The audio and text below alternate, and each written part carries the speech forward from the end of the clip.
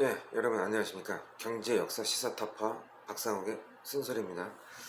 예, 이제 요번 주 같은 경우는 2630에 860포인트 주가 급락에 따른 저점 매수에 따른 개별 종목 반말 매수 유입으로 저는 마쳤습니다. 딱 요 정도까지만 오르고 다시 하락했죠. 다시 2500대 하고 이제 다시 내려갔는데, 예, 일단은 요번 주 같은 경우는 코스피의 경우에는 연초 이후부터 지금 PL이 한 13%, 4% 정도 하락을 했어요. 그리고 영업이익 전망치는 한 7%대로 상승을 했고, 이것은 이제 밸류에이션이 높아졌다는 뜻도 되거든요. 그렇지만은 이제 매크로 불확실성으로 지수 상단에 제한적인 것은 또 부담이에요. 그러나 가격 측면에서는 또 매력적인 구간이라는 거. 참 어렵죠. 이 두 가지를 다 갖고 있는 상황이고, 그 다음에 중국 경기 침체 이슈가 부각된 점이 전반적인 투자 심리 위축을 부추겼지만, 달러가 또 약세를 보이며 원화 강세를 또 보여줬어요.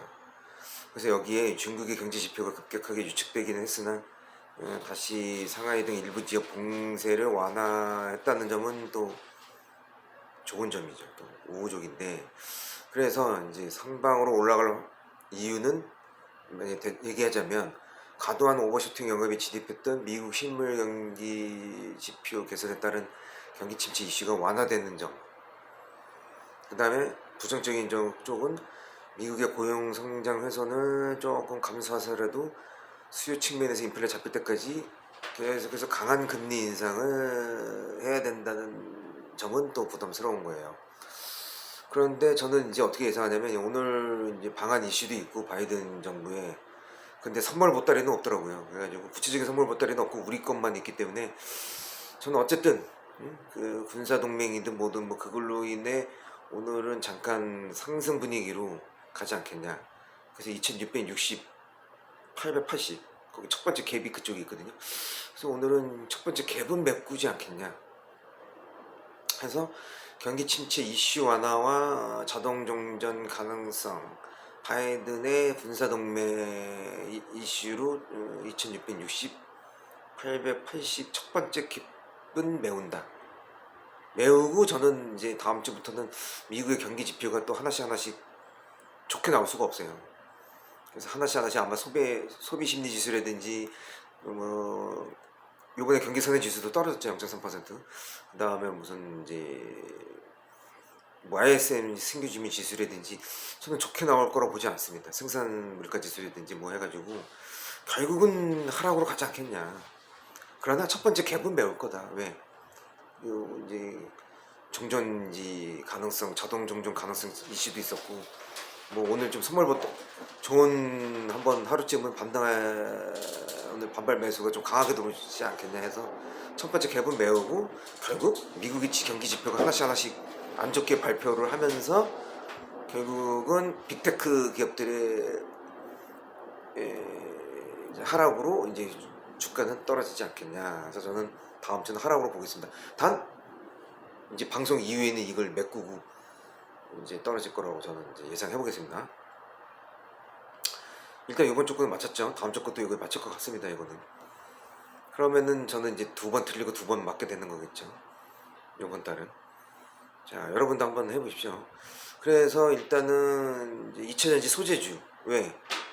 원자재 가격이 올라도 이거 에스컬레이션 할 수 있는 뉴스가 나왔기 때문에 2차전지 소재주는 손해볼 게 없죠. 배터리 관련주하고 이쪽 완성차 업체들이 이제 그 판매 정가를 할 수 있느냐 안 느냐, 걔네들은 그런 부담이 있는데, 이제 그래서 2차전지 소재주는 괜찮고, 비메모리 장비주, 시스템 반도체 이제 계속해서 이제 얘기가 나올 테니까 장비주가 이제 조금 좋게 나올 거고, 그다음 마켓컬리 곡물 식품주 관련주, 요게 제일 낫죠. 신규 진입하실 분들은 마켓컬리 곡물 식품 관련주로 들어가시는 게 맞습니다. 요거 한 단중기적으로 한번 트레이딩 해볼 필요가 있고요. 그다음 방산 우주 항공주, 한국 항공 우주주나 이쪽 이렇게 해서 비메모리 장비주, 2차전지 소재주, 마켓컬리 곡물식품주, 방산 우주 항공 관련주 정도가 낫다. 나머지는 뭐, 아니면 아스코가 다음 달에 있거든요. 그래서 나는 아스코 이제 그 방안, 그러니까 그 방미죠. 그 아스코 발표하는 수 있는 관련 바이오주 또 한번, 근데 그건 삼각형입니다. 일부 극소수 HAB 관련주가 좀 오르긴 했지만 모르겠습니다. 이걸로 전체 바이오주가 간다는 건 아직까지는 의문이기 때문에 뭐 그쪽에 관심 있는 분들은 추가로 한번 트레이드 해보십시오. 자, 이제 본 내용으로 들어가서 이번 주는 뭐냐, 이번 주에 이제 핵심 내용들은 뭐냐, 금융경제 이제 주요 요점은 높은 원자재 가격과 지정학적 리스크가 결합하면서 많은 기관 투자들이 화석연료 투자 기피를 제고한 상태예요 지금. 그래서 유럽 집행위는 침체로 빠지지 않더라도 인근 상승률이 지금 엄청 높게 올라가고 있어요. 그래서 지금 수십 년 최고치예요. 그래서 물가 상승의 필적한 수준은 아니지만 올해 가계 실적 가처분 소득이 3% 감소할 것으로 판단하고 있어요. 즉 지갑이 얇아진다. 그래서 소비 심리가 유축되지 않겠냐 이겁니다. 그래서 어쨌든 70년대 5일 파동 기준으로 약 4분지 수준에서 지금 3분지 수준으로 지금 좁혀지고 있어요. 그만큼 서민 물가가 힘들다 이렇게 보시면 됩니다. 그 다음 유럽연합은 러시아산 현역가스 공급이 중단될 수도 있는 상황에서 경제 성장률이 2%대로 전망하고 있어요. 그리고 유로존 3월 무역수지도 지금 165억 유로 적자예요. 또 5개월 연속 적자 기록을 했고, 중국의 4월 소매 판매도 작년 같은 기간 대비 11% 감소했어요. 급격한 둔화세예요. 결국은 이런 걸로 인해서 미국 GDP도 성장률이 전망치를 올해 총 2.6%로 제시하고 있는데 기존 3.6%, 원래는 4%였죠. 그래서 하향되고 있습니다. 그래서 내가 볼 때는 경기 침체를 피할 수 없더라도 스태그플레이션은 나는 오지 않겠나, 저는 개인적으로 그렇게 보고 있습니다. 그래서 올해 나는 적정 금리 수준과 긴축 속도량을 이게 연준이 찾아야만 되는데 지금의 파월 의장이 그걸 찾을 수 있겠냐 의문이다 이거죠. 그리고 바이든 행정부의 기후변화와 사회지출 법안이 지금 민주당 상원에서 자체 무산 보류 상태에 있어요. 이것도 통과된 거 하나도 없어요. 그리고 주식과 채권 시장의 침체는 단순한 조정이라보다는 전형적인 순환적 약세장을 띄고 있기 때문에 이게 지표가 이제 하나라도 부러지는 게 계속해서 발표되면 결국은 하락이 아니겠냐. 물론 일시적으로 이제 반등은 할 수는 있겠지만. 그래서 연준의 금리와 관련해 10년물 미 국채 수익률이 지금 이제 고점을 찍었던 시기가 2000년에 4개월이었고, 그 다음에 저점 매수가 일어나면서 채권 매도세가 다시 나타났었거든요 그때 당시. 그래서 어쨌든 미국의 산업 생산은 4개월 연속 또 0.8% 상회는 했어요. 그러나 설비 가동률은 전달보다 조금씩 지금 하향세를 보이고 있다는 점. 지금 원래 설비 가동률이 80%가 넘어야 돼요. 근데 아직 80%가 안 되잖아요. 그래서 이게 50년 기준으로 하면 괜찮게 보이지만 최근 기준으로 하면 안 좋은 겁니다. 그렇기 때문에 어쨌든 연준 풋을 촉발하기 위해서는 주식시장이 훨씬 더 많이 하락해야 된다.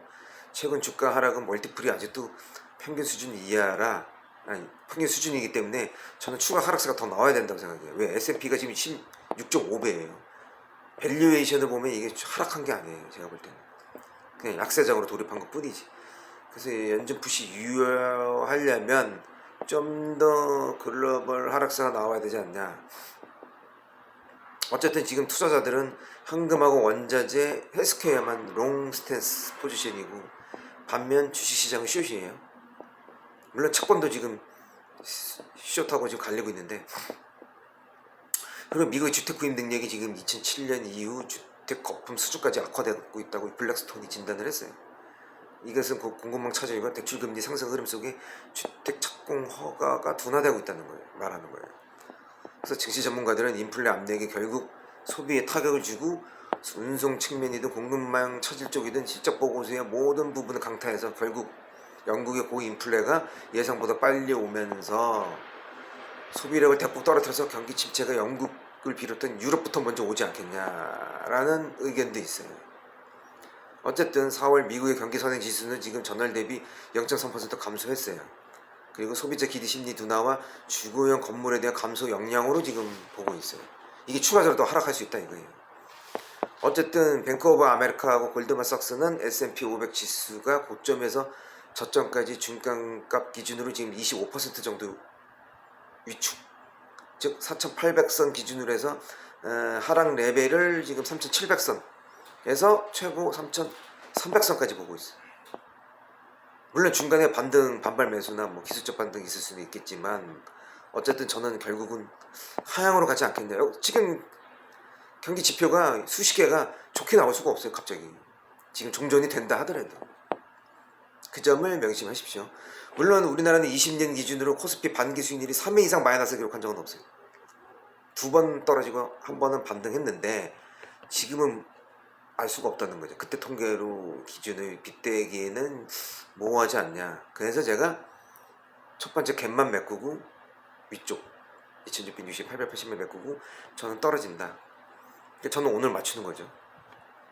이 방송 이제 끝나고 이제 1.5%까지 상승하고, 근데 2%까지 상승할 정도의 시장은 아닌 것 같다.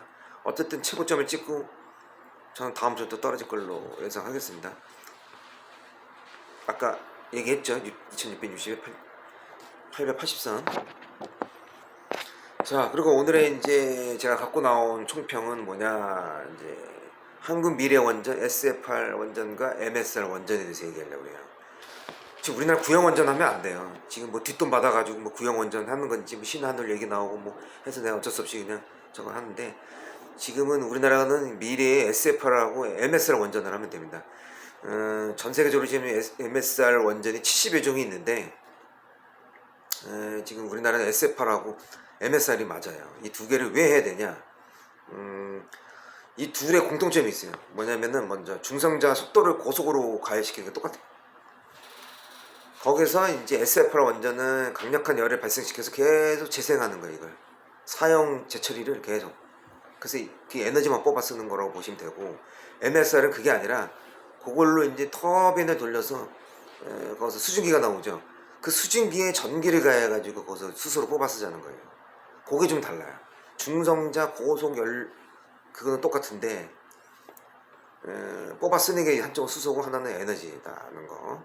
그 다음 또 하나가 다른 게 뭐냐면 SFR은 수동 냉각 장치가 있는데 얘는 없어요. MSR은 그냥 상온에 노출되면 이게 굳어버리니까 고체로.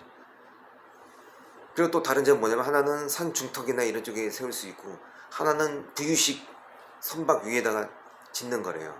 근데 저는 이따가 얘기하겠지만 후자에 요거에 대한 이제 제가 창의성을 한번 제 의견을 제시해 보겠습니다. 어쨌든 하나는 소듐형이고 하나는 용융염으로 되어 있어 가지고 저는 이 두 가지를 혼합형으로 쓰자고 주장을 하고 있는데, 일단은 원자력 발전은 핵분열 연쇄 반응으로 해서 열이 발생해요.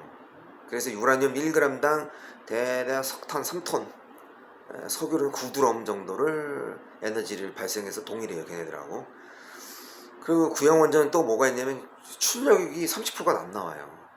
그리고 그 제어를 하려면, 속도를 제어하려면 8시간 이상이 걸리기 때문에 지금 시대에는 맞지가 않아요. 그래서 제가 SFR하고 MSR을 얘기를 하는 겁니다.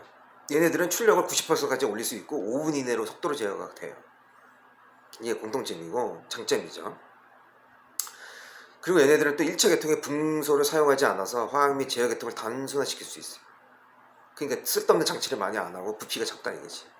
그리고 폐기물 발생량이 저감되고 이산화탄소 발생량이 거의 안 나와요. 근데 구형원전은 이산화탄소 발생량이 또 많아요. 그래서 탄소 중립에 맞지가 않아요. 또 구형원전은. 그러니까 무슨 말인지 아시겠죠? 그 다음에 그래서 제가 SFR을 산 중턱에다 짓지 말고 또 MSR을 이 VUC 선박에다 짓지 말고 이걸 아예 해상 플랜트로 EEZ에다가 우리 거다가 아예 크게 A형, B형으로 혼합형으로 짓자는 거예요. 그래서 하나는 각각 2기로 해가지고 A형, B형, A형, B형 해가지고 혼합형으로 하면은 20기씩 하면 80기. 그럼 대략 원전으로 따지면 16기 정도 되겠죠. 구형 원전 기준으로 하면. 그럼 8개는 에너지만 존나게 생산하는 거고 8개는 수소만 존나게 생산하는 거예요. 그렇게 해서 한쪽은 선박이 나르고 한쪽도 다른 선박이 나르는 식으로 해가지고 그렇게 하면은 낫지 않냐. 근데 딱 2기를 지어서 해상 플랜트에다가 A형, B형, A형, B형 해서 각 20기씩 해서 80개를 짓자는 거죠. 그리고 나머지는 다 수출. 그리고 기존 신재생하고 LNG 있지 않습니까? 그냥 기존 그대로 가면 되는 거 아니겠어요? 그럼 나는 2040년, 50년까지는 이걸로 갈 수가 있다. 그래서 저 같은 경우는 이제 일부 울산 원자력 연구원은 수소를 분리하는데 강력한 열 외에 촉매제로 이파리를 만들고 있어요. 인공 이파리 나뭇잎 장치를 제조해서 지금 시험 테스트도 하고 있어요. 그럼 이런 애들하고 카이스트하고 두산중공업이나 뭐 이런 두산 에너빌리티지, 그다음 이런 한화 이쪽 애들이 모여서 머리를 맞대서 이 혼합형 SFR MSR로 가면은 저는 탄소 중립하고 에너지하고 수소 이 세 가지를 다 3P 한타 3P 이렇게 효과를 얻을 수가 있다 이렇게 봅니다. 근데 구형 원전 지으면 결론 이산화탄소가 또 늘어나요. 그거 생각 못했죠. 그래서 이게 병주고 약주고 하는 방식이기 때문에 구형 원전은 수출하는 쪽에 쓰이고 이쪽 SFR하고 MSR을 동시에 하자는 겁니다. 그래서 세 개를 다 잡는 방식이 더 유효할 거로 봅니다, 저는. 예. 그래서 오늘은 여기까지 얘기를 하는 걸로 하겠습니다. 그래서 경제 역사 시타파의 박사욱의 쓴소리였습니다.